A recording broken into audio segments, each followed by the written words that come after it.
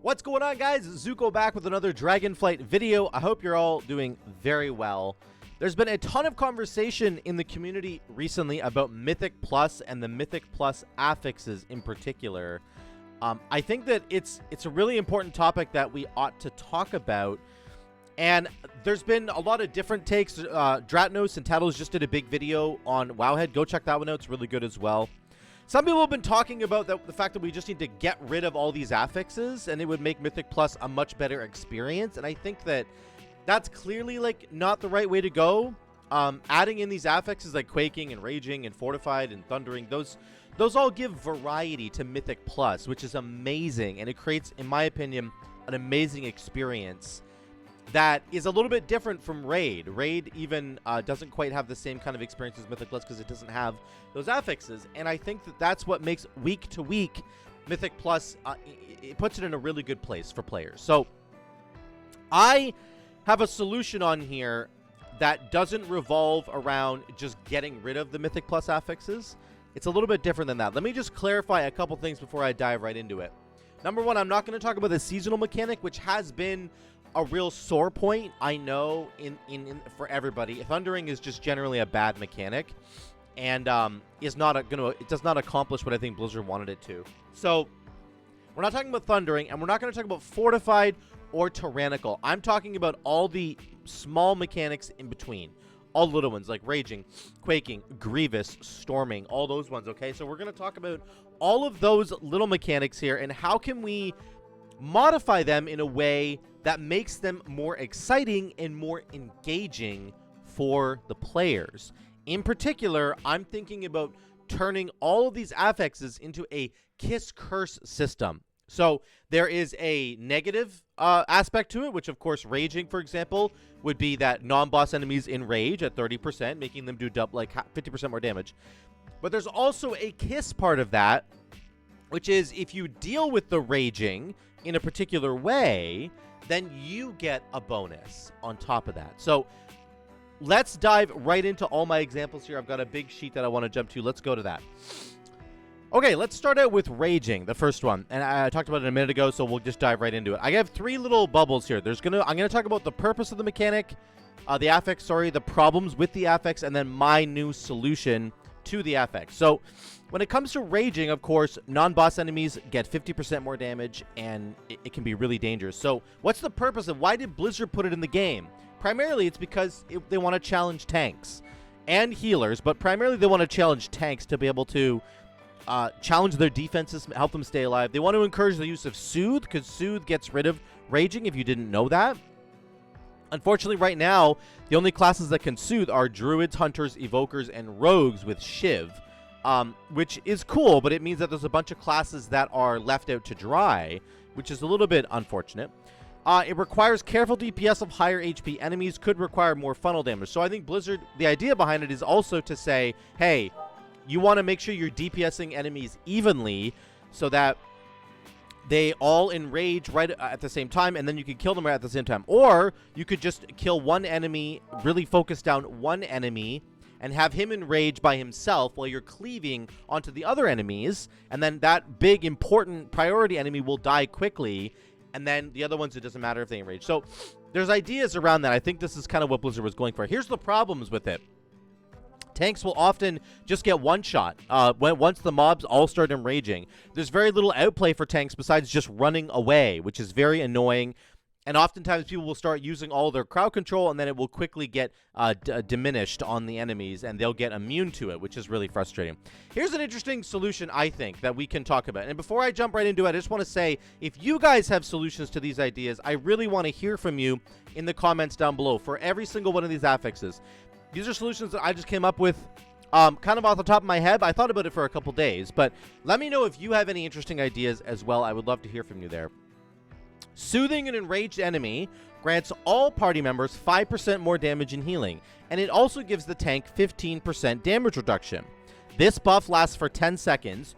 You can chain Soothe buffs into each other, and they will refresh the duration, but it doesn't buff the percentage that you get. So if there's two enemies that get enraged, and you Soothe one of them, and then 5 seconds later you Soothe another one, it will refresh the duration of this buff you've given yourself, okay?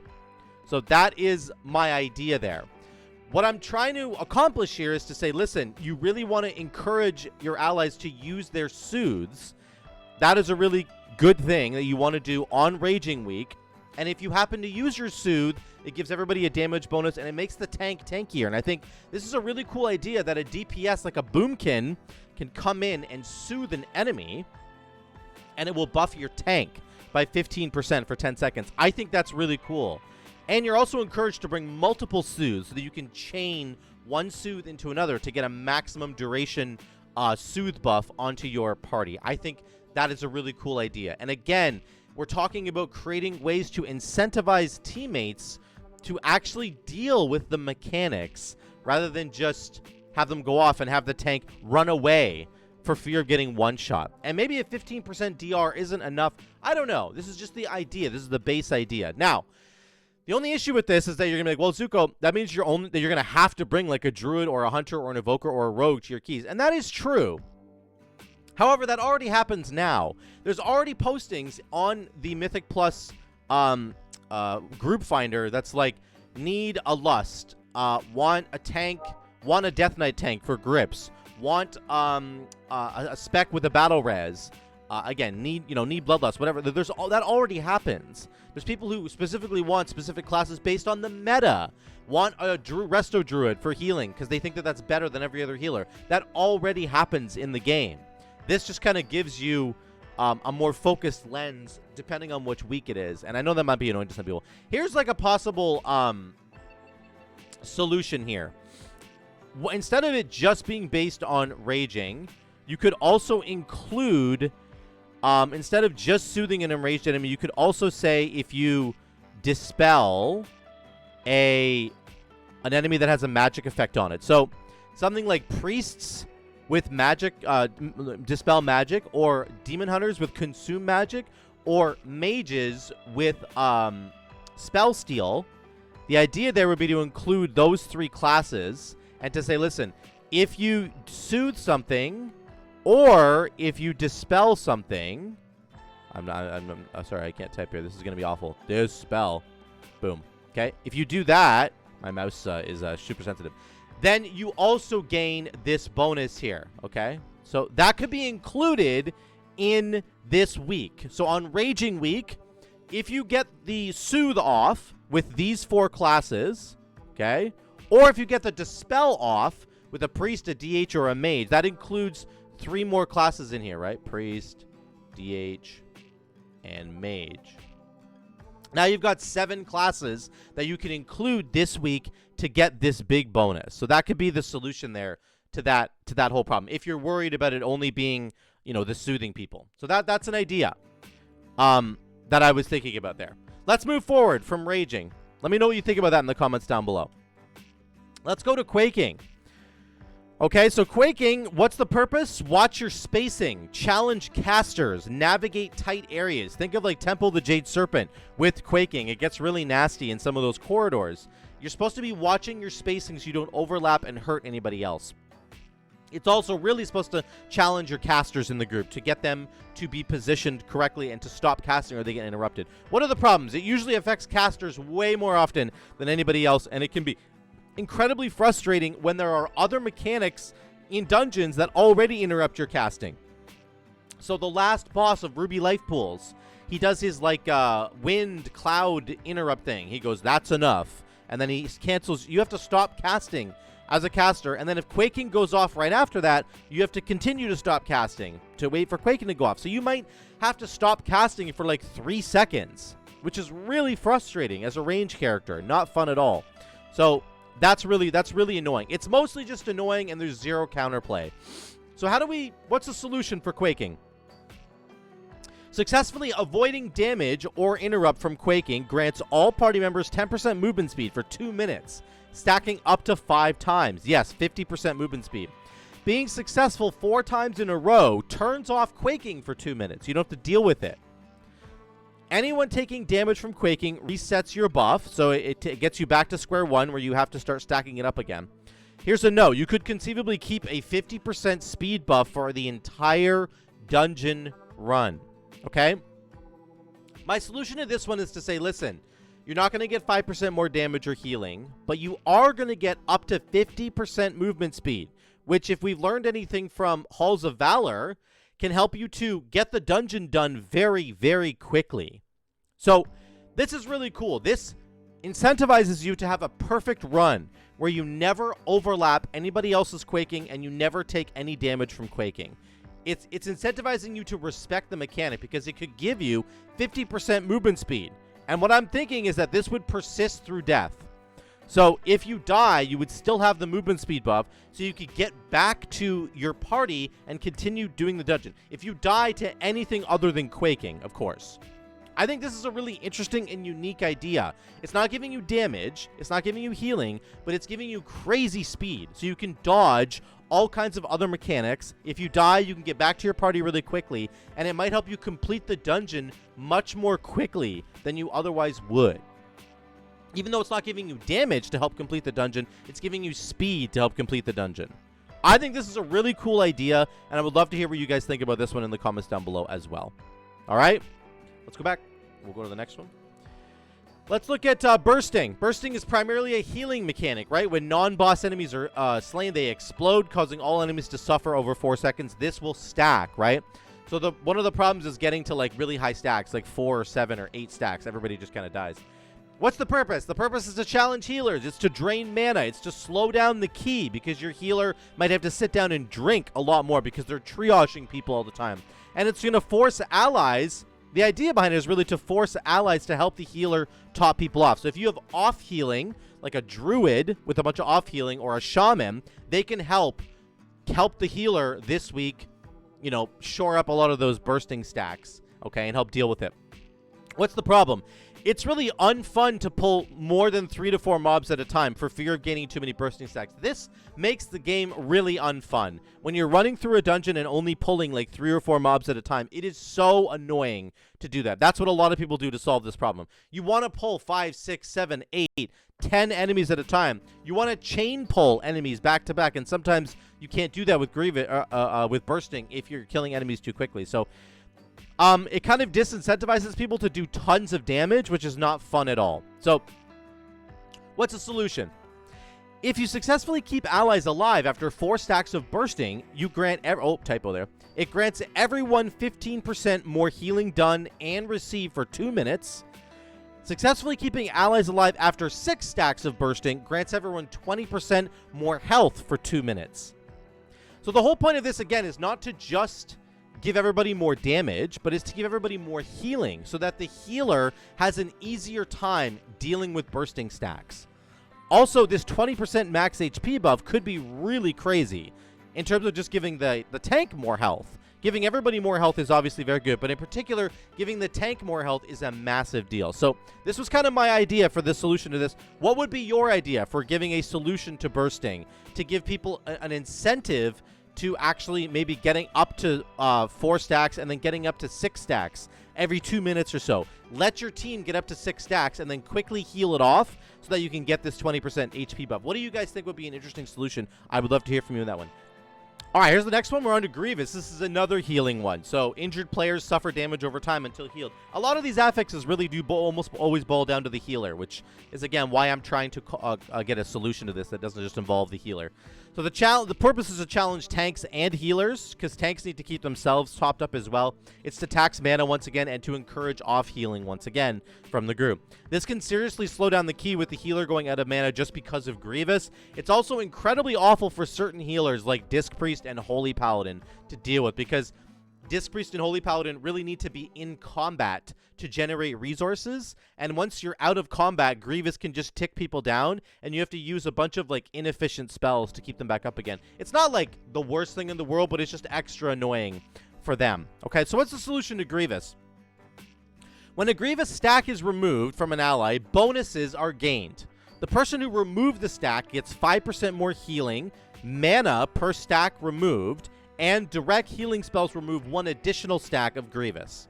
So, if you don't know, healers in particular can remove stacks of Grievous from allies by using a direct heal on them. So if they did remove Grievous from an ally, they would get a stacking kind of bonus. that, let's just say for 10 seconds or something, they get to remove one additional stack of Grievous every time they remove one stack. So they would get to remove 2.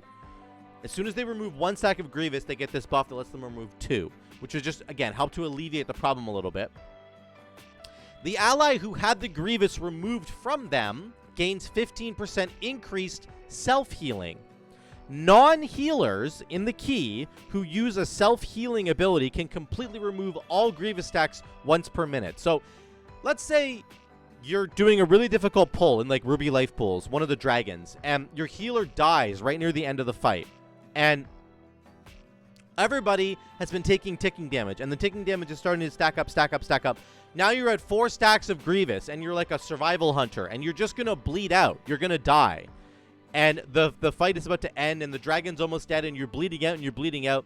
You could press your exhilaration heal once, and it's not going to heal you to full, but once per minute, because you're a non-healer, it would get rid of all your Grievous stacks. So I think this idea at the end here would really help classes that don't have a ton of self-healing, like hunters, for example, and even warriors, like an arms warrior, doesn't have a ton of self-healing without being in combat. So this is an interesting one. I'm not entirely sold on my solution for this one, but it has something to do with giving the healer mana back, giving them more healing, and then giving everybody else in the key actually more self-healing so that they can help contribute to getting rid of the Grievous stacks themselves, and it's more meaningful. That's just the idea there. So let me know what you think about Grievous. Let's move on to the next one. All right. This is Bolstering. This is primarily, the purpose is that it's to challenge tanks, to challenge DPS, to kill enemies evenly so that they all bolster at the exact same time and then they all die. Encourage people to funnel higher health mobs so that they don't get giga bolstered by all the little enemies that die, right? Encourage use of slows and CCs for the tank to just kite away.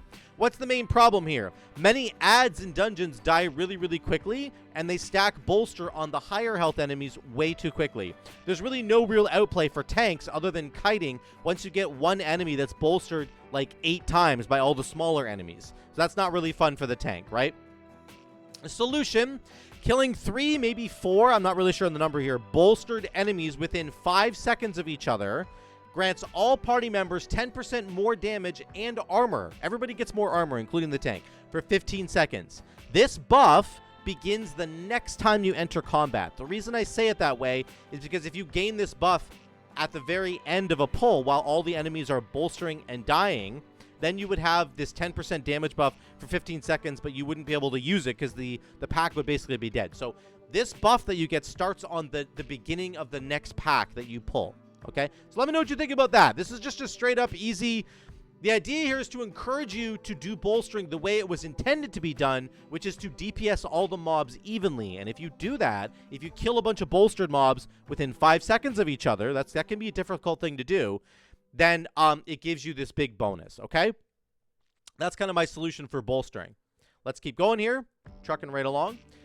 Let's move on to Storming. While in combat, enemies periodically summon the whirlwinds that go around. What's the purpose? To tax player movement, to interrupt casters, to reward proper positional play, to encourage allies to tank storms for others. Usually the tank will often get hit by these storms just to stop it from being mayhem, right? The problem is that this can create incredibly deadly / annoying overlaps with other affixes or mechanics, i.e. Storming plus trying to clear Thundering, the seasonal affix right now, or Storming plus Spiteful. All the Spiteful start spawning, you get knocked up by a Storming tornado, and you get meleeed twice by a friggin' Spiteful, and you die. That's really annoying, right? I hate that so much. How do you solve it? Every second a storm whirlwind is active without any party member being hit, all party members gain plus 2% damage and healing and plus 5% movement speed up to 10 stacks. That's 20% more damage and, yes, 50% more movement speed once again. All buffs are removed for 15 seconds if an ally is hit by a storm. So there's no really great way to solve this other than to say if you don't get hit by it, you get a big buff, so you're really incentivized to not get hit by it. The only other solution would be to say something along the lines of, like, if the tank gets hit by storming, they get a defensive buff and everybody else gets an offensive buff, which would encourage the tank to be the one to run into the storms, and it would encourage everybody else to not get hit by storms. But that's not a very good idea. So I would love to know what you guys think about this one. What is a good solution to storming? Because I don't mind my solution, but I don't love it. I don't really love it. But the idea here is to incentivize everybody to avoid the storms altogether. But that's kind of what you're trying to do anyway, and it still creates the same annoying gameplay loop that most people don't like about storming. But I don't know. I'm not entirely sure what. Let me know what you think about the storming one, because I'm not entirely sold on my solution on that one. Let's keep going. Explosive. Here's one I do kind of like a lot, actually. While in combat, enemies periodically summon explosive orbs that have to be killed. They will detonate if they're not destroyed. What's the purpose of this? To tax group global cooldowns. Usually the tank and the healer, right? The purpose of this is to say, hey, you need to spend globals dealing with something that's not going to increase your damage, and it's not going to increase your healing. It's going to tax your globals, okay? Requires fast reflexes and challenges multitasking. You know the pulls I'm talking about, when you're fighting like 7 or 8 guys and you do the initial pull and immediately 6 orbs spawn out of the ground and you're like, oh my god, oh my god, oh my god, I gotta deal with these. And I also have to heal everybody, and I'm also supposed to be doing damage. It really taxes your multitasking and your GCDs. What are the problems with that? Well, this can get incredibly overwhelming for the healer. Oh my god, I misspelled large. My bad there. Especially during large pulls, when there's too many orbs spawning, as I just said. Think of like Algathar Academy, right? Or Nokkut Offensive. Often relegated as a healer problem, and it's like on the healer to fix every single explosive. And if they don't, everybody yells at the healer, and then people wipe. And then if you're in a pug, people will just start leaving. If the explosives aren't being dealt with, they don't start leaving, because like, it's not my problem. I shouldn't have to deal with explosives. I'm a DPS. It's on the healer. It's on the tank. And it's like, oh my god, dude, this is a group effort. It feels really unrewarding to destroy explosives. Like, it feels like you're not really doing anything. You're just wasting your globals to get rid of an annoying problem. So what's the solution? Every explosive destroyed grants the player who destroyed it a stacking 1% damage and healing buff for 7 seconds, up to 15 stacks. The duration of the buff is refreshed each time you kill another explosive. So the idea here is to encourage everyone to help out and provide an incentive for doing so. So really what you want to do is encourage your DPS to help out with explosives, because sometimes the healer is freaking busy, man, and we're busy dealing with the health bars of everybody, especially if you're on like a plus 22, plus 25. Like, people are just dying to stuff all the time, and you're busy dealing with it. You don't have time to deal with explosives. So I think if you encourage everybody in the group to get involved by saying, you know, the player who destroys the explosive, they get the bonus stack for 7 seconds. The idea here is for everybody to kind of take turns once per 7 seconds, killing an explosive and getting that buff slowly stacking up over time. 2%, 4%, 6, 7, 8%, and then everybody's got a really big bonus by the end of, you know, the pull that you're on, and then you can start stacking it up again in the next pull. Let me know what you think about this one. I think this is an interesting one. We want to encourage everybody in the group to help contribute with the stacking of, or the killing of explosives. Let's move on to Sanguine. This one's a really unique one.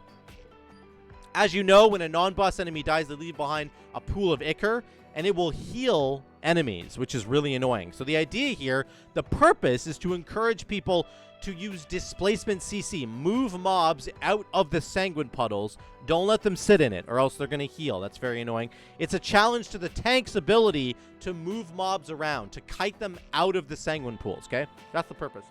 What's the problem? It often requires incredible coordination of CC, and in pugs, people aren't usually that coordinated, which is can be a really frustrating thing. It often is seen as a tank problem only, and other people don't help out.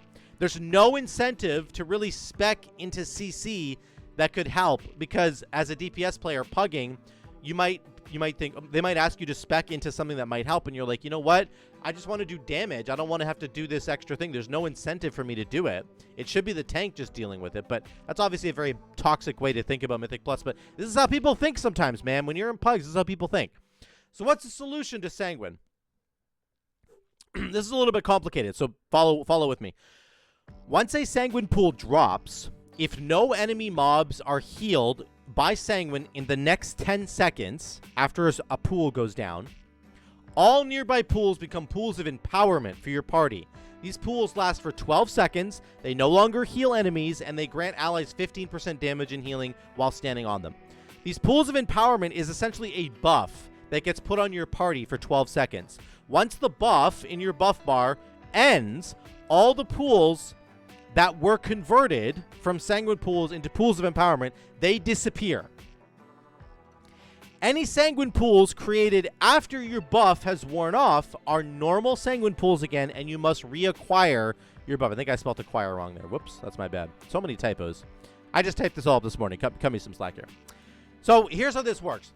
You're fighting a bunch of mobs. The first Sanguine pool goes down. The tank drags the mob out of the Sanguine pool so as to avoid them being healed. Good job. That's what you should be doing. The monk uses Ring of Peace. A druid uses Cyclone. Not Cyclone? Yeah, Cyclone. Everybody uses their displacement CC. They get them out of the Sanguine. 10 seconds goes by. That pool and any other pools that have spawned since then turn into pools of empowerment. Okay? Everybody goes and stands in the pool. Then you get this crazy damage buff for 12 seconds. You use up your damage buff, and then once you're done, all the pools disappear, which is really nice. Then another Sanguine pool drops. You need to drag the mobs out of that Sanguine pool now because it's a regular Sanguine pool again, and you have to work. You have to make sure that nobody stands in it for 10 seconds, and then you get your buff again. So this could create a really annoying gameplay loop. I don't know. This is just kind of off the top of my head. But the idea here is to have sort of these stages, right? So the first Sanguine pool goes down. Use your CC. It becomes a pool of empowerment. Everybody group back up into that pool of empowerment. Blow up the mobs. Then they disappear. Another Sanguine puddle goes down. Get everybody out. 10 seconds goes by, and then it becomes a pool of empowerment. Get everybody back in. Yada, yada, yada. That's the gameplay loop that you would kind of start working with. And again, maybe that's really annoying to some people. It might sound like an awful thing, but the idea is that it really helps you to utilize your crowd control that will displace enemies, that will keep enemies out of Sanguine. It helps the tank to be better at kiting enemies around so he doesn't kite them into Sanguine at all. It would really incentivize players, especially DPS players and healers, to help the tank out and to use their CC accordingly. Let me know what you think about that one. I know it's a complicated one, but I would love to hear what you think. Here's the second last one. This is Volcanic. This one's really dumb. Honestly, they should probably just get rid of Volcanic because it's like a nothing burger of a mechanic. You basically just have to dodge the little volcanoes that spawn, right? It's supposed to challenge positioning. It's supposed to interrupt casters. The problem is, similar to storming, it can overlap with other more deadly mechanics and cause really annoying deaths, right?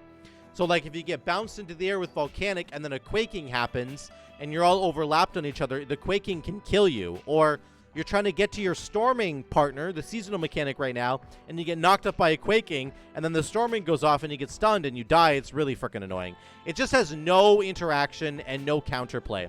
So here's the solution. It's very simple.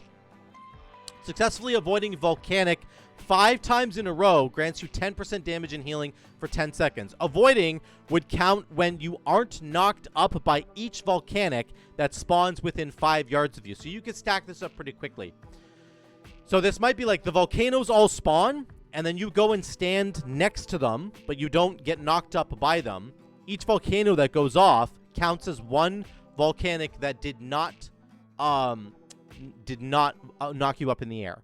That's kind of the idea. Again, this might be kind of boring and dumb. I think they should just get rid of Volcanic altogether. That would be my solution. Here's the last one. This is Spiteful. My most hated mechanic. I hate Spiteful so much. Spiteful, however, has the greatest opportunity of all the mechanics to be something that's really fun that we play around. So what's the purpose? To challenge positioning, right? To encourage the use of crowd control. To challenge DPS, the DPS's ability to deal damage while still avoiding the Spitefuls all around them. And to encourage killing the mobs evenly. If all the mobs die at the same time, all the Spitefuls will spit out at the same time. And then you can just crowd control them and run away and not deal with them at all. However, here's what always happens. Here's the problem with it. Mobs never die evenly. There's always 1 or 2 mobs that die really quickly and spawn a Spiteful in the middle of the pack, and they start meleeing, they start attacking your melee DPS, and your melee DPS just get wrecked by these stupid Spitefuls and can't do any damage. Spiteful mobs last way too long, they have way too much health, and they spawn in the middle of the pack, making most CC useless, right? So If a Spiteful spawns in the middle of the pack and you drop a cap totem and stun them, and then stun them again, let's say, they're still alive and they're still going to run after somebody using CC on them. Like, they have way too much freaking health. It's really dumb, okay? Here's a solution. Successfully CCing a Spiteful mob causes all of your CC abilities to cool down 25% quicker for 15 seconds. Very cool. CCing a Spiteful mob causes it to lose its health 2 times faster than normal. That would be great. So they start just dying. If you didn't know, they just die on their own. They just happen to die really slowly right now, but they could die twice as fast. After a Spiteful spawns, if all party members avoid being hit for 10 seconds, each party member gains 5% damage and healing for 10 seconds. So here's what you want to do. Number one, this could essentially cool down your crowd control quicker, which means you could use your crowd control very liberally on other mobs in the dungeon, because what often happens in Spiteful is that you end up using all of your crowd control that you would use on the normal mobs. You might end up using them on Spiteful because Spiteful is just that annoying. So this might help you to be like, you know what, it's okay, I'm gonna get my cap totem back in time because I've got this 25% quicker CDR happening for 15 seconds. So again, it incentivizes you to use your CC more liberally. It also incentivizes you to do it because the Spiteful mobs are going to die much quicker, which is really great. And again, if nobody gets hit, you're going to get 5% more damage and healing. So that's my idea. That's my solution there just for Spiteful. Those are all of them. Those are all 10 of the kind of minor mechanics. Let me know what you guys think. My idea here was to say, you know what? Let's not get rid of the mechanics. Let's not nerf them into the ground so that they're no longer like applicable anymore. Let's just put the power back into the hands of the players to say, you know what? If you successfully deal with each of these mechanics in the way that Blizzard has kind of designed them to be dealt with, then you're going to get rewarded. That's a much better system. It makes people think about what they're doing in the dungeon. It incentivizes people to actually use the extra tools and mechanics at their disposal, like a Soothe, or like a Cap Totem, or an AoE Root Totem, or your displacement CC to get rid of Sanguine, right? All these really cool things that you can use as a part of your kit. You know, you're incentivized to use them because you're going to get a bonus for doing so. I think that is the way that Blizzard should go with these mechanics, and I would love to hear what you guys think in the comments down below. Let me know what you think. Remember, I just threw this together in a couple days, so criticize my solutions all you want, but do it in a nice way, okay? Be nice about it, because I didn't spend weeks and weeks thinking about this. This is just kind of off the top of my head. So let me know what your solutions are. How would you do it? Come up with a solution that's better than mine. I would love to hear from you in the comments down below, okay? I love you guys so much. Thank you for watching. I'll see you in the next one.